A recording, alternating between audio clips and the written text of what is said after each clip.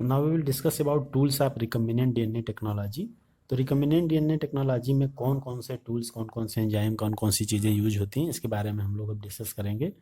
जैसा कि recombinant DNA क्या चीज़ होता है ये हम लोग समझ चुके हैं। जब कोई क्रोमोसोम के अंदर कोई एक्स्ट्रा डीएनए या एलियन डीएनए ऐड किया जाता है, एक नया कम्बिनेशन बनता है और इस कम्बिनेशन को हम लोग बोलते हैं रिकम्बिनेंट डीएनए।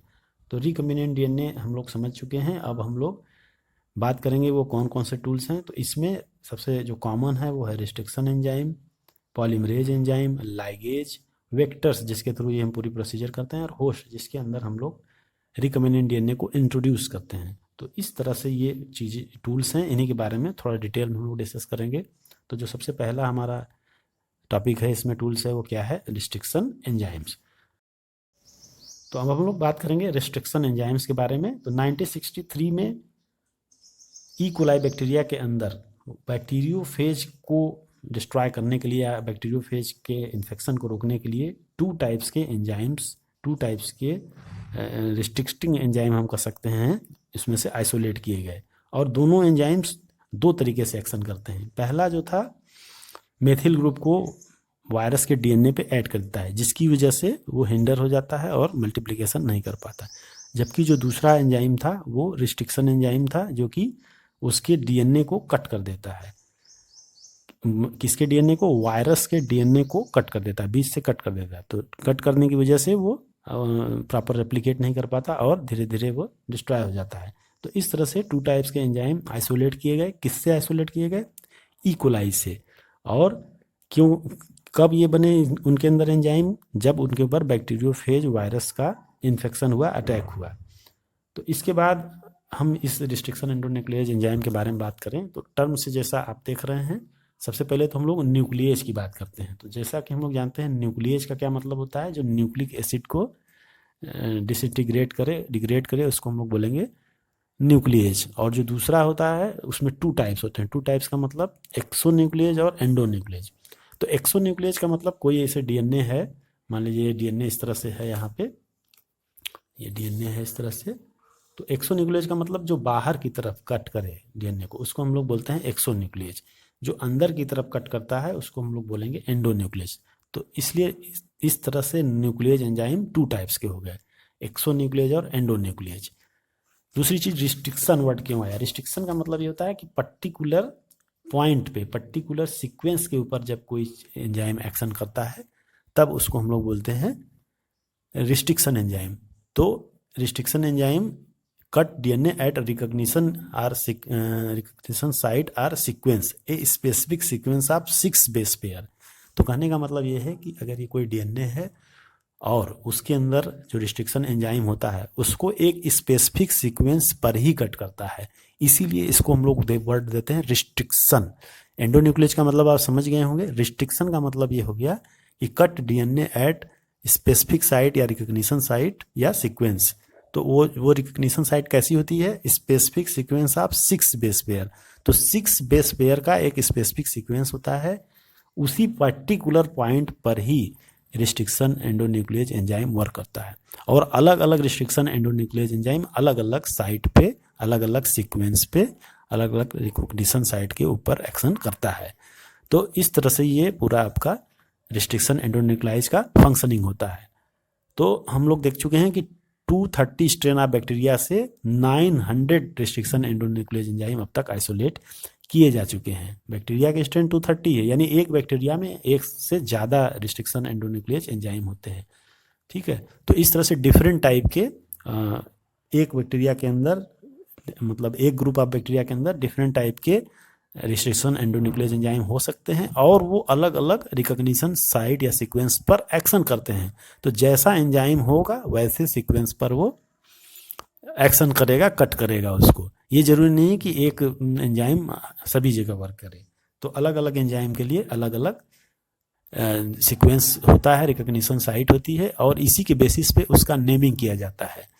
तो नॉमेनक्लेचर के बारे में बात करें कि जो रिस्ट्रिक्शन एंडोन्यूक्लिएज एंजाइम है उसका हम लोग नॉमेनक्लेचर करते हैं। तो रिस्ट्रिक्शन एंजाइम आप समझ गए होंगे। रिस्ट्रिक्शन का मतलब, वर्ड जो रिस्ट्रिक्शन है इसका मतलब ये है कि पर्टिकुलर सीक्वेंस के ऊपर जब कोई भी एंजाइम स्पेसिफिक बेस सीक्वेंस पर कोई भी एंजाइम वर्क करता है तब उसको हम लोग बोलेंगे रिस्ट्रिक्शन एंजाइम, और कहीं भी वर्क करता है तब उसको हम लोग रिस्ट्रिक्शन नहीं कहते, पर्टिकुलर एक खास सीक्वेंस के ऊपर। अभी आगे इस चीज़ को आप लोग और बेहतर समझ पाएंगे कि ये सीक्वेंस का मतलब क्या होता है। सीक्वेंस का मतलब जो आप जेनेटिक कोड देखते हैं, नाइट्रोजनस बेस देखते हैं, उसी का सीक्वेंस होता है। तो सबसे पहले हम लोग नॉमेनक्लेचर के बारे में बात करें कि एंजाइम्स का नॉमेनक्लेचर हम लोग किस तरह से करते हैं, इसके बारे में थोड़ा सा देखते हैं। मान लीजिए कोई एंजाइम है ECO या इको आर फर्स्ट, तो ये नाम क्यों दिया गया है इसके बारे में थोड़ा सा हम लोग डिस्कस करते हैं कि कैसे नाम दिया जाता है। तो इसमें जो पहला वर्ड है वो जीनस को शो करता है, जो दूसरा वर्ड है वो स्पीसीज को शो करता है। जैसे ई से हो गया इस्टीरिशिया और CO से हो गया कोलाई, तो ई कोलाई बैक्टीरिया से ये मिलता है, इसलिए इसको ई को लिख दिया। फिर आर जो है उसका स्ट्रेन है, किस स्ट्रेन का वायरस है, बैक्टीरिया है, इसके ऊपर इसका नेमिंग होता है। तो आर का मतलब आर स्ट्रेन हो गया। और फर्स्ट है, फर्स्ट का मतलब क्या हो गया कि order in which enzyme ever isolated from that strain of bacteria. तो जैसा कि हमने अभी डिस्कस किया कि एक बैक्टीरिया से एक से ज़्यादा एंजाइम आइसोलेट किए गए हैं, तो पहले कौन सा आइसोलेट हुआ उसी के सीक्वेंस पे फिर उसके बाद फर्स्ट सेकेंड थर्ड नेमिंग की जाती है। तो अगर ये फर्स्ट है इसका मतलब सबसे पहले ई कोलाई से, यही ई कोलाई के आर स्ट्रेन से सबसे पहले ये वाला जो एंजाइम है वो आइसोलेट किया गया।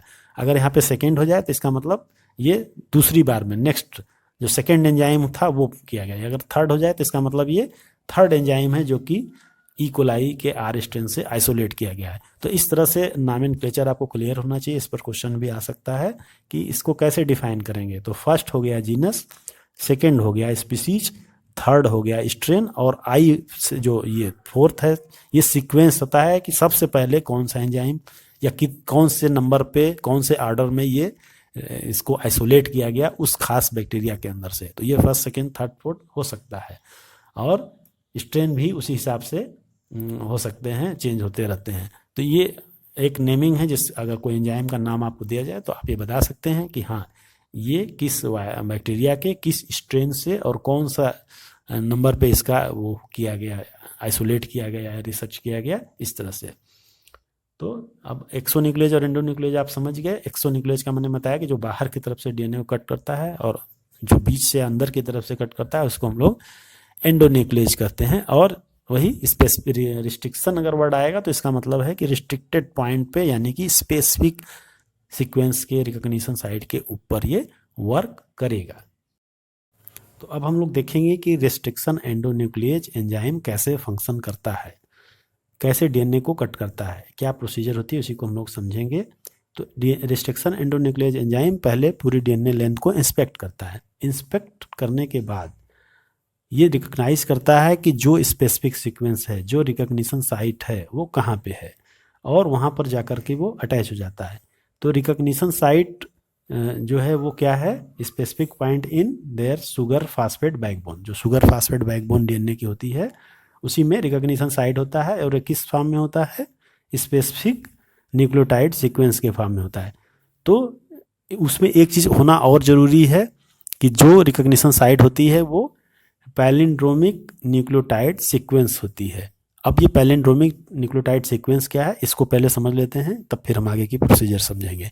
तो जैसा कि पैलिंड्रोमिक का जो मतलब होता है वो ये होता है कि फॉरवर्ड डायरेक्शन और बैकवर्ड डायरेक्शन या अपोजिट डायरेक्शन दोनों में कोई वर्ड अगर सेम मीनिंग आ रही है तब उसको हम लोग बोलते हैं पैलिंड्रोमिक। जैसे एक वर्ड है मलयालम, इसमें MALYALAM है, अगर हमको इसको अपोजिट डायरेक्शन से रीड करें तब भी वही स्पेलिंग आएगी MALAYLAM। तो इधर से पढ़ें या इधर से पढ़ें इसमें सेम मीनिंग इसकी निकलती है, सेम जो है कि वर्ड्स आते हैं। तो पैलिंड्रोमिक का मतलब यही होता है। लेकिन DNA में पैलिंड्रोमिक एक स्ट्रैंड पे ना होके दो स्ट्रैंड में इसमें लिया जाता है। जैसे कि यहाँ पे आप देखिए, इसमें जो DNA सीक्वेंस में न्यूक्लियोटाइड का सीक्वेंस है GAATTC है, तो सीक्वेंस यही सेम सीक्वेंस इस वाले स्ट्रैंड में अपोजिट डायरेक्शन में है GAATTC, यानी कि इस जो सीक्वेंस है वो तो सेम है, मगर ये इसमें जो सीक्वेंस है और इसमें जो सीक्वेंस है सेम होने के बावजूद वो अपोजिट है। इसमें इधर से पढ़ेंगे, इसमें इधर से पढ़ेंगे तो सेम आएगा। ऐसे DNA सीक्वेंस को हम लोग बोलते हैं पैलिंड्रोमिक न्यूक्लियोटाइड सीक्वेंस। और जो हमारा रिस्ट्रिक्शन एंडोन्यूक्लियस एंजाइम है वो ऐसे ही सीक्वेंस पर पैलिंड्रोमिक न्यूक्लियोटाइड सीक्वेंस के ऊपर एक्शन करता है। दूसरी चीज़ ये है कि जो रिस्ट्रिक्शन एंडोन्यूक्लियस एंजाइम है वो बिल्कुल मिड में इसके वर्क नहीं करता, मिड से थोड़ा साइड में वर्क करता है, और जिस पॉइंट पर वो फर्स्ट स्ट्रैंड को कट करेगा उसी ठीक पॉइंट पर वो सेकेंड स्ट्रैंड को कट करेगा। जैसे यहाँ पे आप देख रहे हैं ये सीक्वेंस है GAATTC, तो यहाँ G और A के बीच में रिस्ट्रिक्शन एंडोन्यूक्लियस एंजाइम कट लगा रहा है यहाँ पे। इस वाले में भी उसी पॉइंट पर लगा है, G और A के बीच में, किसी और जगह कटिंग नहीं हो रही है। तो जहाँ पे वर्क कर रहा है वो सेम पॉइंट है, और सेम पॉइंट तो है ही, इसके साथ साथ ये पैलिंड्रोमिक सीक्वेंस है। तो रिस्ट्रिक्शन एंडोन्यूक्लियस एंजाइम के वर्क करने के लिए दो चीज़ें इंपॉर्टेंट है, एक तो स्पेसिफिक सीक्वेंस हो वहीं पे वो काम करेगा, और दूसरा दोनों स्ट्रैंड पे वो अपोजिट डायरेक्शन में हो, तभी रिस्ट्रिक्शन एंडोन्यूक्लियस एंजाइम वर्क करेगा। इससे फ़ायदा क्या है, क्यों ऐसा होता है, ये समझ लें हम। तो अभी आप ये देखिए, एक ये वेक्टर डीएनए है, ये एक फॉरेन डीएनए है, जिसको कि हमको इस वेक्टर डीएनए पे ऐड करना है, जैसा कि हम लोग देख चुके हैं। यहाँ पे जब ये यहाँ से कट करेगा तो क्या होगा, यहाँ पे ये कट हुआ है यहाँ पे, तो इस तरह का एक एंड बनेगा, ठीक है। तो ये एंड क्या होता है, इसमें इस तरफ देखिए यहाँ पे न्यूक्लियोटाइड सीक्वेंस नहीं है, लेकिन नीचे की तरफ है। यहाँ पे जब एंजाइम कट करेगा तो क्या होगा, यहाँ पे आप देख रहे हैं यहाँ से कट करता है, यहाँ से कट करता है। तो इससे क्या फ़ायदा होगा, इसमें भी जो अब यहाँ पे एंड बनेगा वो बनेगा स्टिकी एंड। तो एक जो स्ट्रैंड यहाँ पे जो एंड बन रहा है वो एक साइड में न्यूक्लियोटाइड सीक्वेंस ज़्यादा है जबकि दूसरी साइड में नहीं है, तो एक स्टिकी एंड जैसा बन जाता है। तो एक एंड ये बना, एक एंड ये बना, तो दोनों एक दूसरे के ऊपर अटैच होते हैं। तो आप जानते हैं जैसे इस तरह से है कि कोई एक है पार्ट यहाँ पे इस तरह से आया, एक दूसरा इसके ऊपर ऐसे आ गया, तो इस तरह से ये स्टिकी एंड दोनों डीएनए के ऊपर बन रहे हैं और दोनों के ऊपर ये आसानी से अटैच हो सकते हैं। तो इस तरह का जो एंड बनता है जिसमें एक साइड पर तो न्यूक्लियोटाइड सीक्वेंस है जबकि दूसरे साइड पे नहीं है, तो ऐसे एंड्स को हम लोग बोलते हैं स्टिकी एंड्स। तो ऐसा स्टिकी एंड इस डीएनए पे भी बन रहा है और इस डीएनए पर, और बाद में ये दोनों बहुत ईजिली आपस में अटैच हो जाते हैं। तो स्टिकी एंड क्यों बना, इस सीक्वेंस की वजह से। और स्टिकी एंड का फ़ायदा क्या है कि वो एक अच्छा एक स्ट्रांग बॉन्डिंग होती है यहाँ पे। तो स्टिकी एंड का बनना बहुत ही इम्पॉर्टेंट है और बहुत बेनिफिशियल है। अगर मान लीजिए ऐसे सीधे कट लगता तो उतना बाइंडिंग बढ़िया नहीं हो पाती, लेकिन इस तरह से जब स्टिकी एंड बनते हैं तो इनके बीच में हाइड्रोजन बॉन्डिंग बहुत अच्छे से हो पाएगी, और ये एक मतलब सॉलिड बॉन्डिंग होगी जो कि इजीली डिटैच नहीं होगी, जैसा कि नॉर्मली बॉन्डिंग होती है उस तरह से बॉन्डिंग होगी। तो जो हमारा अब ये बनेगा स्ट्रक्चर, इसको हम लोग बोलेंगे रिकम्बिनेंट डीएनए।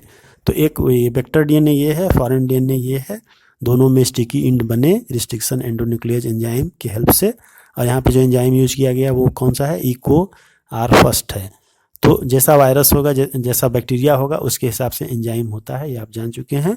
तो इस तरह से बैक्टीरिया के डिफरेंट बैक्टीरिया में डिफरेंट एंजाइम वर्क करते हैं और रिकग्निशन साइट पे वर्क करते हैं, स्टिकी एंड बनाते हैं, और स्टिकी एंड के बाद फिर ऐड होकर के बनाते हैं रिकम्बिनेंट डीएनए। तो ये एक पूरा प्रोसीजर है जो आप समझ गए होंगे।